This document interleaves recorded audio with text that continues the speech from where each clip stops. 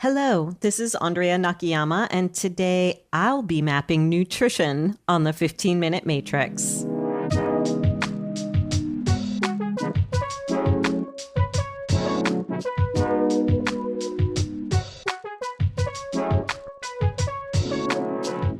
Welcome to today's special New Year's episode of the 15-Minute Matrix. The 15-Minute Matrix is, as I hope you know, the podcast that brings you bite-sized insights and lessons on how to use what I truly believe is the most important tool in functional medicine and functional nutrition. It's the tool that allows us to map and assess even the most complex cases. And after a full year of podcast episodes, 56 to be exact, I wanted to kick our new year off with this special episode. Please do think of it as my holiday gift to you, one that's filled with immense gratitude for your support of the podcast and all we do at the Functional Nutrition Alliance and Functional Nutrition Lab to change the way we do healthcare. As you likely know, changing the way we do healthcare is necessary, especially when it comes to chronic health issues. And I believe we can only make those necessary changes together as an army of practitioners working together from our different scopes, passions, and areas of expertise to see each other and every case individually and holistically. If you're here with me now, you likely know that there is no one-size-fits-all approach that works, especially when it comes to diet and lifestyle modification. That may work for 80% of the population, that one size, and it will likely not work for the remaining 20%. You may have found yourself in that population left behind, or treat that population in your clinic every single day. Or like me, both. Today, I want to take the time to slow down and map nutrition onto the matrix. Why? Because I still believe that we're getting nutrition all wrong. Nutrition is not a dietary theory like keto or Mediterranean or AIP. Nutrition is not obtained through a multivitamin or a meal replacement shake. Nutrition is not a superfood like collagen or maca or tulsi or even liver. So what is nutrition? Recently, I asked some full body systems students what they thought nutrition to be. I received answers with some hows, go slowly and meet patients where they are with their needs for dietary change, and some whats, bring in green smoothies to get some great nutrients in a delicious package and let them feel the difference. And one student answered with a pure definition, a definition that I think bears our attention. Nutrition is the process of taking in food and using it for growth, metabolism, and repair. This is where it gets really interesting. What if growth, metabolism, and repair have different physiological requirements dependent on the individual? Well, I'm here to tell you that they do. And this is why a personalized approach to diet and lifestyle modification is key for our success and the future of healthcare. I'd like to head over to the Matrix to walk us through this in just a bit of detail. There is so much more than I can cover in 15 minutes on this special episode, and that is essentially the work that we do in the Functional Nutrition Lab's full body systems. Today, I want us to put aside the psychological aspects for the most part, the areas where we want to meet patients where they are in terms of execution of dietary change so that they can stick with it and see sustainable results.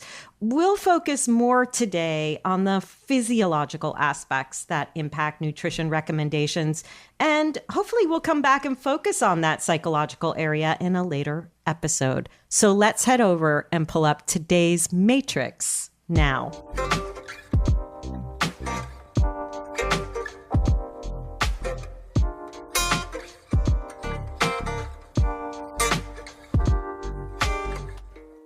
While looking at today's functional nutrition matrix, that is mapping nutrition, I want to start us with the story. That's the left side of the functional nutrition matrix, the ATMs, the antecedents, triggers, and mediators.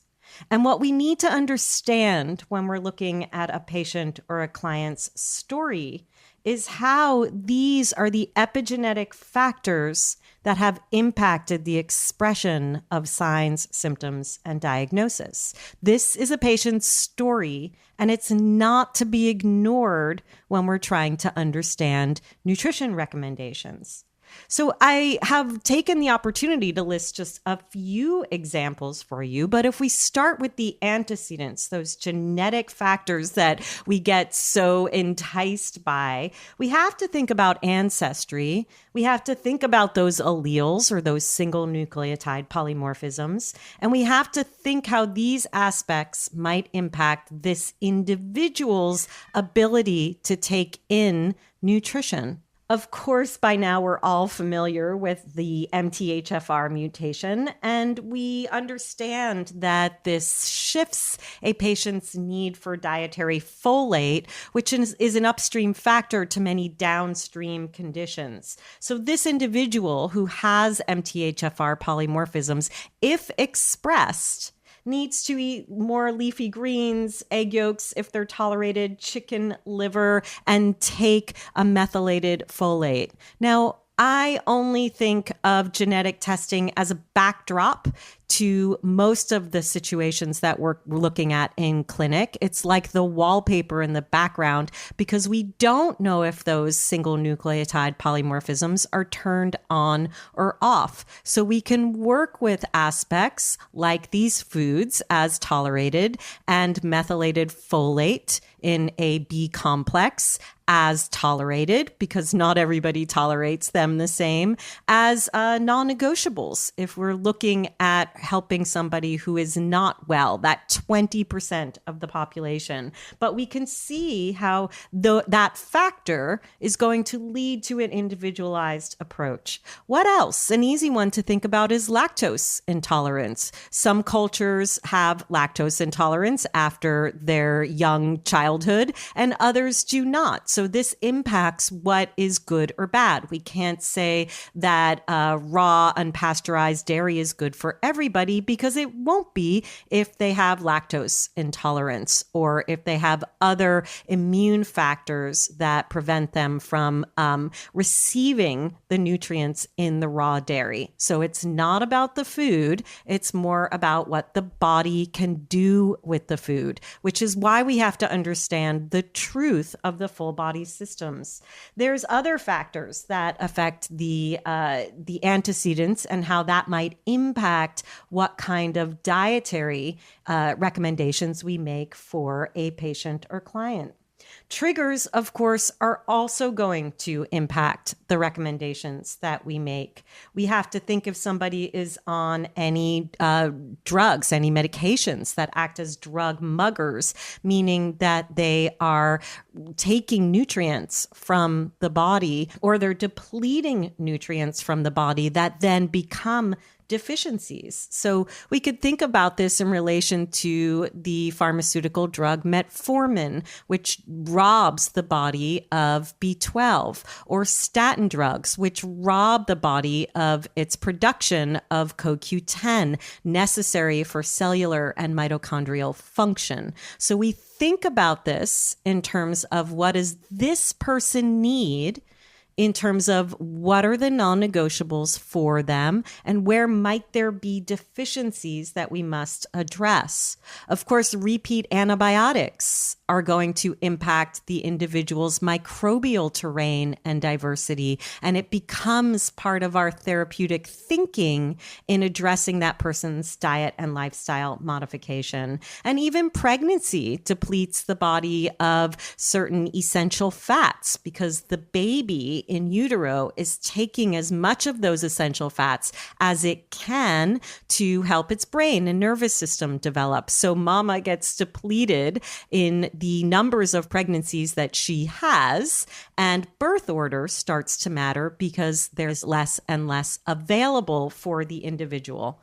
So can you see how the full body systems gives us an insight into what nutrition can really be, as opposed to thinking through a one size fits all approach? And we'll come back to where the one size fits all matters in terms of nutrition. And again, I want to really ground us in this basis that nutrition, by definition, is the process of taking in food and using it for growth, metabolism, and repair.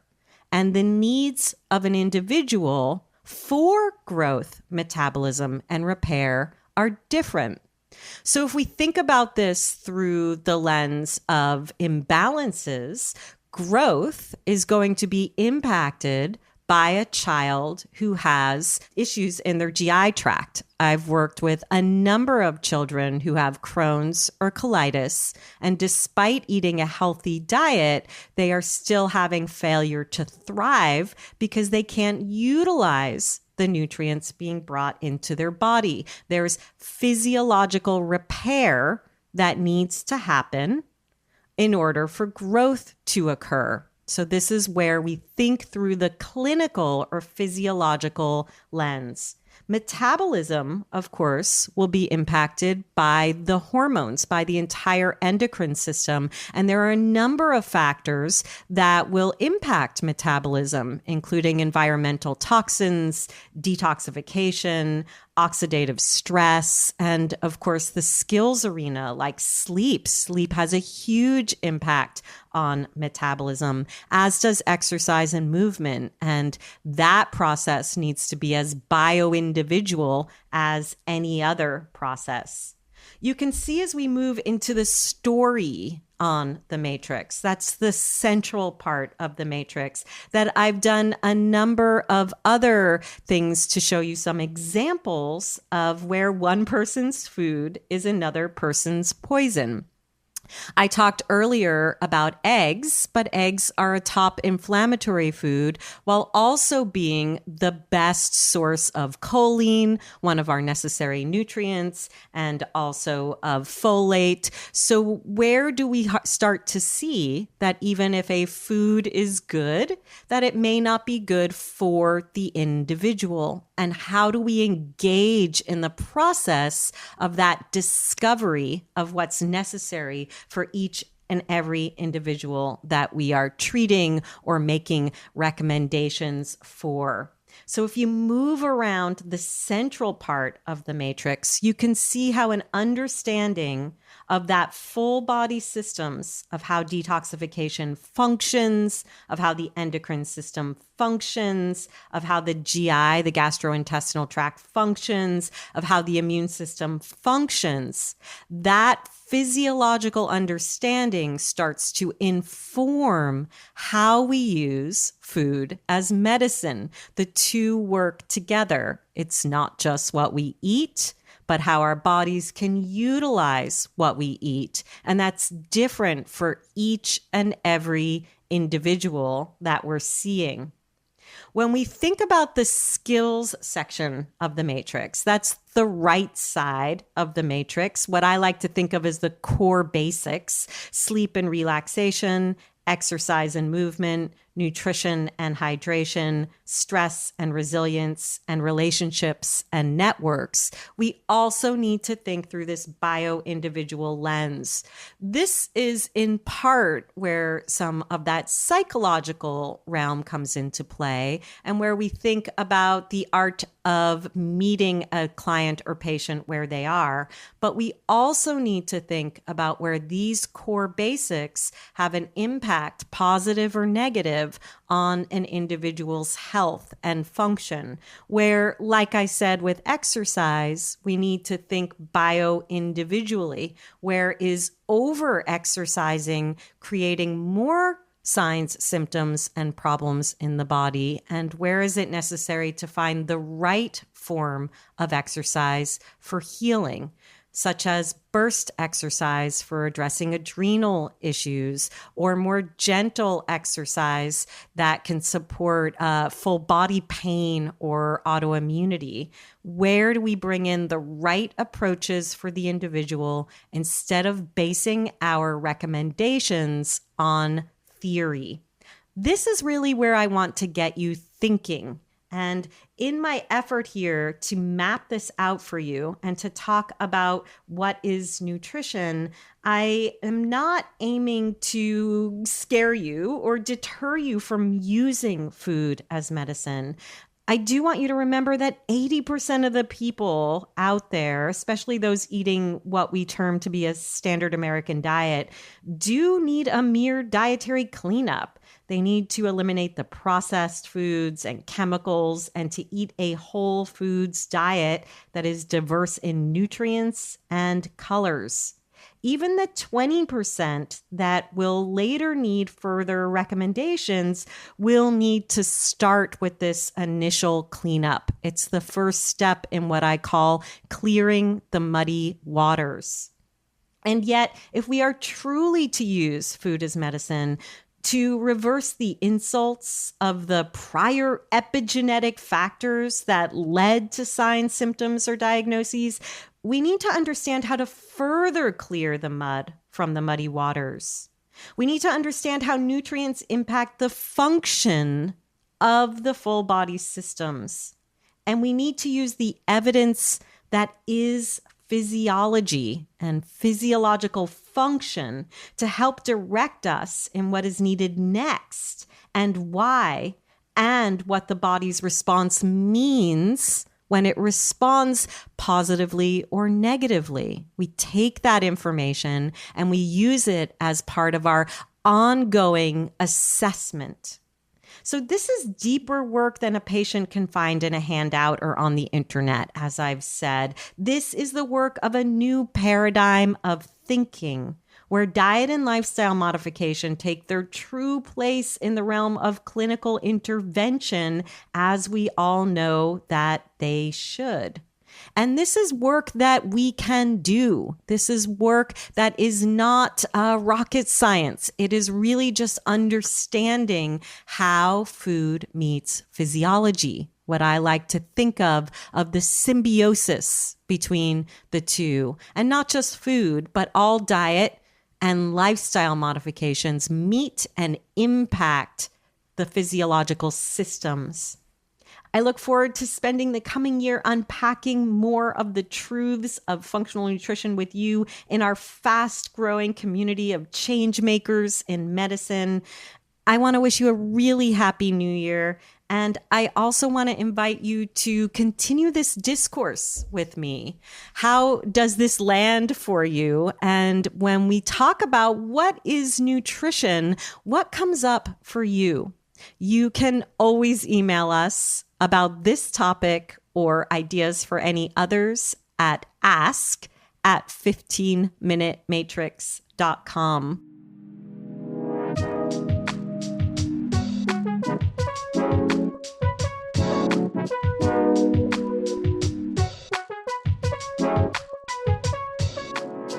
The 15-Minute Matrix is brought to you by me, Andrea Nakayama, and the Functional Nutrition Alliance. The 15-Minute Matrix team includes my son, Gilbert Nakayama, along with Carla Schaefer on sound production, Renee Hunt, Natalie Merrill, and Christine Shook.